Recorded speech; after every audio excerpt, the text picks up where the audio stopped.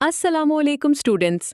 आज हम MGT 510 का लेक्चर 5 स्टडी करेंगे, जहां हम टोटल क्वालिटी मैनेजमेंट और ग्लोबल कॉम्पिटिटिव एडवांटेज को समझेंगे। तो शुरू करते हैं। सिंपल वर्ड्स में आज का सेंट्रल आइडिया ये है कि क्वालिटी सिर्फ प्रोडक्ट को ठीक बनाना नहीं होती। क्वालिटी एक पूरी सोच होती है, जिसमें कंपनी कस्टमर को समझती है, अपने प्रोसेस को इम्प्रूव करती है, लोगों को इन्वॉल्व करती है और इसी वजह से मार्केट में स्ट्रांग बनती है। जब क्वालिटी कंपनी की आदत बन जाए, तब वो कंपटीशन में सिर्फ टिकती नहीं बल्कि आगे निकलती है। इस बात को समझने के लिए नोट्स में ABC इंजीनियरिंग कंपनी की एग्जाम्पल दी गई है। ये कंपनी प्रिसिजन कंपोनेंट्स बनाती है और इसने टोटल क्वालिटी को सिर्फ स्लोगन की तरह नहीं बल्कि डेली काम का हिस्सा बनाया हुआ है। सबसे पहले कस्टमर फोकस देखो। कंपनी हर कस्टमर को रैंडमली चूज नहीं करती, बल्कि उन कस्टमर्स के साथ काम करती है जो लॉन्ग टर्म पार्टनरशिप और स्ट्रॉन्ग बिजनेस वैल्यूज रखते हैं। हर कस्टमर के लिए 3 लोगों की कस्टमर सर्विस टीम होती है जो डे टू डे इश्यूज के लिए अवेलेबल रहती है। इसका मतलब ये हुआ कि कस्टमर को सिर्फ प्रोडक्ट नहीं दिया जा रहा, उसको सपोर्ट भी दिया जा रहा है। फिर प्रोसेस ओरिएंटेशन आता है। Prototype development, scheduling, production setup, fabrication, assembly और डिलीवरी जैसे हर इंपॉर्टेंट प्रोसेस का एक ओनर होता है, यानी हर काम का जिम्मेदार क्लियर होता है। साथ ही क्वालिटी एश्योरेंस टीम डॉक्यूमेंटेशन बनाने में हेल्प करती है, ताकि काम अंदाजे से नहीं, सिस्टम के साथ हो। ABC की एग्जाम्पल का नेक्स्ट इंपॉर्टेंट हिस्सा है कंटिन्यूअस इंप्रूवमेंट एंड लर्निंग। इसका सिंपल मतलब है कि कंपनी ये नहीं सोचती कि हम ऑलरेडी ठीक हैं, बस अब रुक जाओ। टीम्स अपने प्रोसेस को रिव्यू करती हैं, इंप्रूव करती हैं, रिपोर्ट बनाती हैं और सीनियर लीडर्स के सामने प्रोग्रेस शेयर करती हैं। वो कंपेटिटर्स, बेस्ट प्रैक्टिस कंपनीज और कस्टमर्स से भी सीखती हैं, यानी लर्निंग अंदर से भी होती है और बाहर से भी। एम्पावरमेंट एंड टीम वर्क भी बहुत इंपॉर्टेंट है।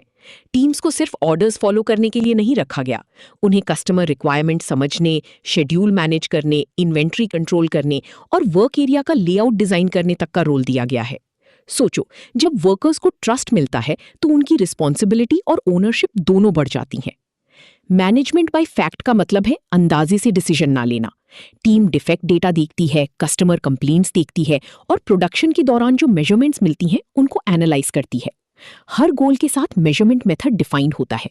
इससे कंपनी को पता चलता है कि प्रॉब्लम कहाँ है और इंप्रूवमेंट का मौका कहाँ है। इसी के साथ लीडरशिप और स्ट्रेटेजिक प्लानिंग भी स्ट्रांग है, क्योंकि सीनियर लीडर्स डायरेक्शन सेट करते हैं और वैल्यूज को रोज के काम में रीइंफोर्स करते हैं। इसी अप्रोच ने सेल्स ग्रोथ, कस्टमर सेटिस्फैक्शन और एम्प्लॉय सेटिस्फैक्शन को इंप्रूव किया। अब एक बेसिक ब्रिज समझ लो। नोट्स के मुताबिक TQ और ट्रेडिशनल मैनेजमेंट में कई फर्क हैं। ये फर्क हमें बताते हैं कि TQM सिर्फ क्वालिटी डिपार्टमेंट का काम नहीं, बल्कि पूरी ऑर्गेनाइजेशन का ऑपरेटिंग स्टाइल है। सबसे पहला फर्क स्ट्रेटेजिक प्लानिंग और मैनेजमेंट का है। ट्रेडिशनल मैनेजमेंट में ज्यादा focus profit, return on investment और मार्केट शेयर पर होता है। क्वालिटी प्लानिंग अलग डिपार्टमेंट को दे दी जाती है। लेकिन TQ में क्वालिटी गोल्स बिजनेस प्लान का सेंटर होती हैं। कस्टमर सेटिस्फैक्शन, डिफेक्ट रेट्स और प्रोसेस साइकिल टाइम को भी उतनी ही इंपॉर्टेंस मिलती है जितनी फाइनेंशियल गोल्स को। दूसरा फर्क कस्टमर्स और सप्लायर्स की रिलेशनशिप का है। ट्रेडिशनल सोच में क्वालिटी का मतलब बस स्पेसिफिकेशंस फॉलो करना और डिफेक्ट्स कम रखना होता है।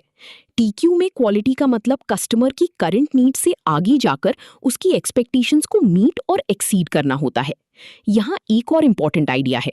कंपनी के अंदर भी हर पर्सन किसी का कस्टमर है और किसी का सप्लायर, यानी एक डिपार्टमेंट का आउटपुट दूसरे डिपार्टमेंट का इनपुट होता है। तीसरा फर्क ऑर्गेनाइजेशनल स्ट्रक्चर का है। ट्रेडिशनल मैनेजमेंट कंपनी को अलग अलग डिपार्टमेंट्स का कलेक्शन समझती है। हर यूनिट अपना काम करती है और लिंक ऊपर के हायरार्की लेवल पर बनता है। TQ कंपनी को इंटरडिपेंडेंट प्रोसेसेस का सिस्टम समझता है, यानी काम एक चेन की तरह कनेक्टेड होता है, जहां हर प्रोसेस किसी बड़े प्रोसेस का हिस्सा होता है। चौथा फर्क ऑर्गेनाइजेशनल चेंज का है।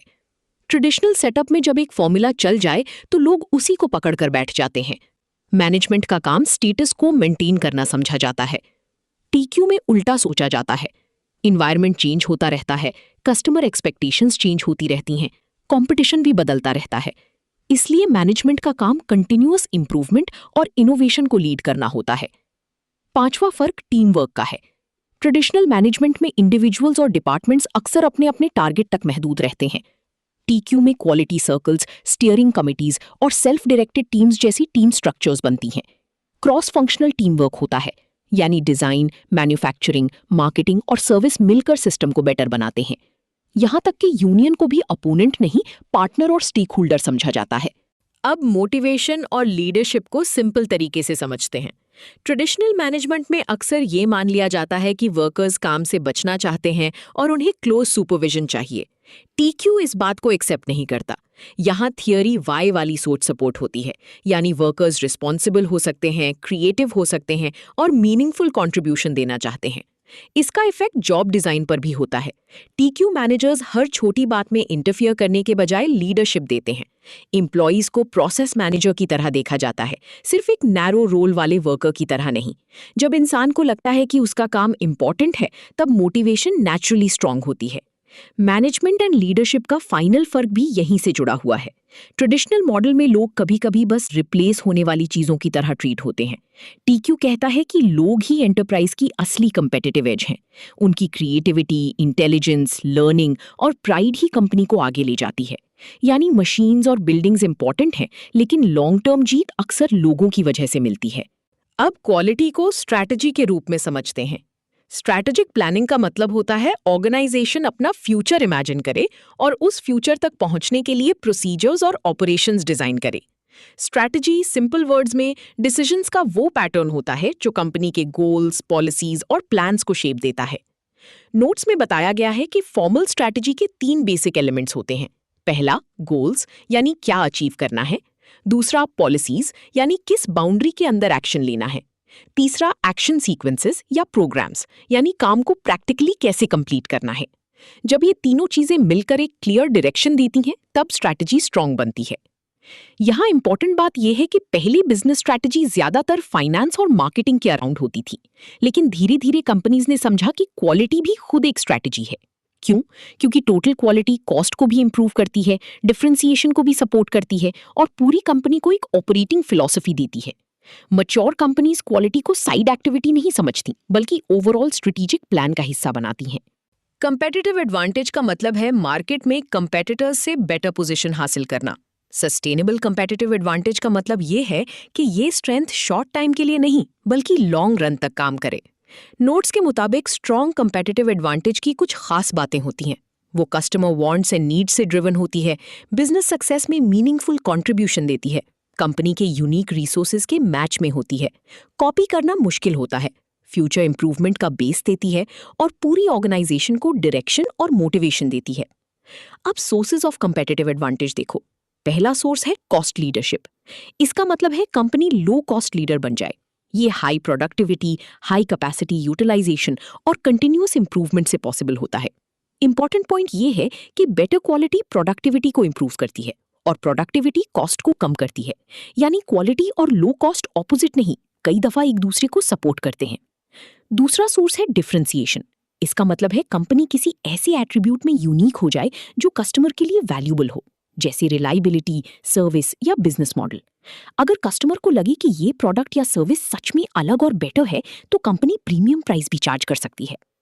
तीसरा सोर्स है पीपल। नोट्स में साउथ वेस्ट एयरलाइंस की एग्जाम्पल दी गई है। यहाँ आइडिया ये है कि कभी कभी रियल एडवांटेज लो प्राइस या प्रोडक्ट फीचर से भी पहले लोगों से आता है।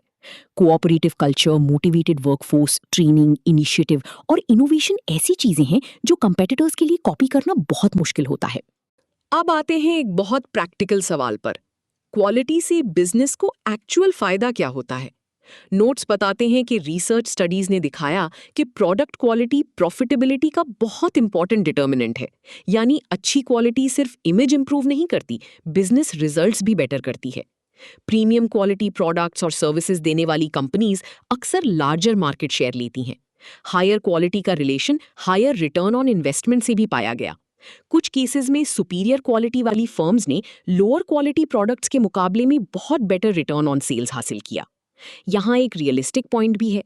Quality improvement strategy short run में कभी कभी कॉस्ट ला सकती है, लेकिन लॉन्ग रन में मार्केट शेयर और स्ट्रेंथ इंक्रीज कर सकती है। कस्टमर एक्सपेक्टेशंस को मीट करने में भी क्वालिटी सेंट्रल रोल प्ले करती है। प्रोडक्ट डिजाइन बेटर हो, फीचर्स यूजफुल हो, रिलायबिलिटी स्ट्रांग हो, सर्विस अच्छी हो, फ्लेक्सिबिलिटी और वैरायटी हो, इनोवेशन हो और रैपिड रिस्पॉन्स हो, तो कस्टमर को वैल्यू ज्यादा मिलती है। जब परसीव्ड वैल्यू बढ़ती है, कंपनी हायर प्राइस भी ले सकती है और स्ट्रॉन्गर रेप्यूटेशन भी बना सकती है। तो आज हमने समझा कि टोटल क्वालिटी मैनेजमेंट सिर्फ डिफेक्ट्स कम करने का नाम नहीं है। ये customer focus, process thinking, team work, leadership, continuous improvement और फैक्ट बेस्ड डिसीजंस का कंप्लीट सिस्टम है। और जब कंपनी इस सिस्टम को स्ट्रैटेजी बना लेती है, तब क्वालिटी उसके लिए रियल कॉम्पिटिटिव एडवांटेज बन जाती है। इसी के साथ आज का लेक्चर यहीं कंप्लीट होता है।